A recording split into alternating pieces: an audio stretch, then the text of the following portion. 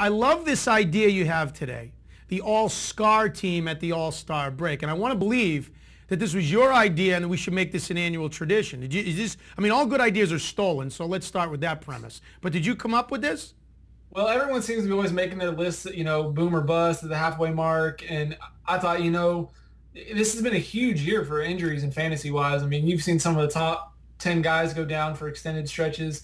And I thought, what can I do to kind of bring those to the forefront and bring injuries to the forefront? I came up with the name All-Scar, so I thought let's give it a shot and see how we do here. So while Roy Halladay and Jared Weaver are going to toe the rubber for their respective leaves tonight, and Prince Fielder and David Ortiz are going to lead the charge with Robbie Cano and all these other All-Stars, we're going to spend some time right now talking about the All-Scar team. Jeff Stotts bringing this to the table, so let's go right around the infield and start with the National League. And you fantasy players, you know all too well this will probably bring up some painful things when you see these names, because you drafted a lot of these guys high and you're wondering, do they have anything left to give me fantasy-wise for the rest of the year? And do I buy them or sell them? And that's what we're going to spend some time doing. So starting with the National League, we go right around and you got Buster Posey as your catcher.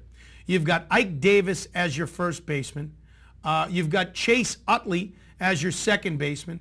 You've got Rafael Furcal as your shortstop, Ryan Zimmerman at third, Jason Hayward, Carlos Gonzalez, and Chris Coughlin in the outfielder.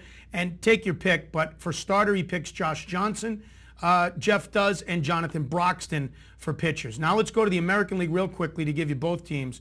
And in the American League, we've got Joe Mauer, Justin Morneau, Brian Roberts, Derek Jeter, A-Rod, Josh Hamilton, Shin-Soo Choo, Carl Crawford, and Philip Hughes and David Ardsma. Let's start with the American League and Joe Mauer as the catcher, Jeff.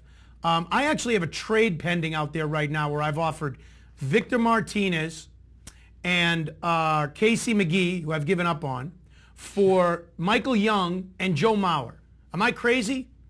I like that trade for you, Butch. That's a good little deal. And what I try to do with this All-Scar team was I really try to look at value.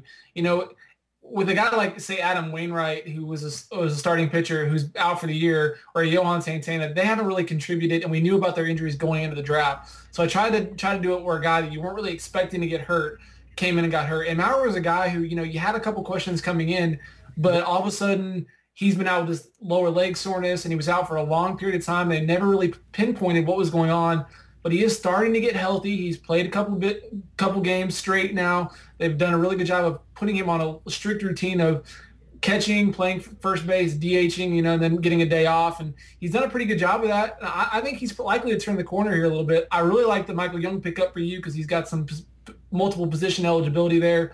Everybody thought he was going to be in Colorado by this time, but he's really done a good job in Texas. And, those numbers in Texas always help. Well, I guess the real question about Joe Mauer in the second half is, okay, so let's say he gets healthy.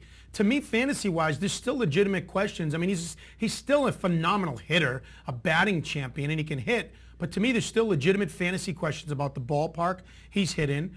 Healthy doesn't necessarily translate to power when you add in the ballpark and the way he hits now. I mean, what type of fantasy value do you expect him to have, all things being equal, if he is healthy in the second half?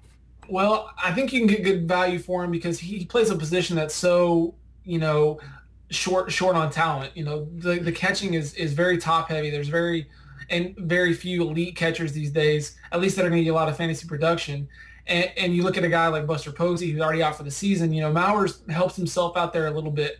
The one thing I'm worried about with Mauer a little bit is if the Twins do completely fall out of this race, maybe they shut him down and buy him some extra time because they do have some other guys banged up. And I think there's another one on this list in Justin Morneau. So, they've battled injuries all year long. They've got another guy out in the outfield. Bernard Span is returning from a concussion. So with Mauer, if you can get production, even if it's for a stretch out of the catching position, you have to do it. And, he's a guy that I think if you want to buy now, he's probably going to be at his lowest because sooner or later he's going to start swinging a decent bat, at least for average, and he could really help a team out.